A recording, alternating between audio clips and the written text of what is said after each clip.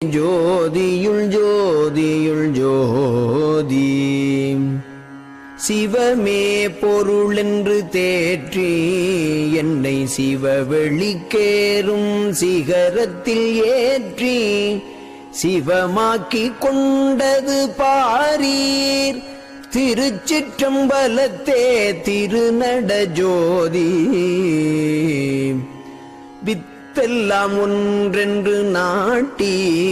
அதில் விளைவு பல பல வேறென்று காட்டி சித்தெல்லாம் தந்தது பாரீர் திருச்சிற்றம்பலத்தே திருநட ஜோதி சொல்வந்த அந்தங்கள் ஆறும் ஒரு சொல்லாலே ஆமென்ற சொல்லாலே வீரும் செல்வம் கொடு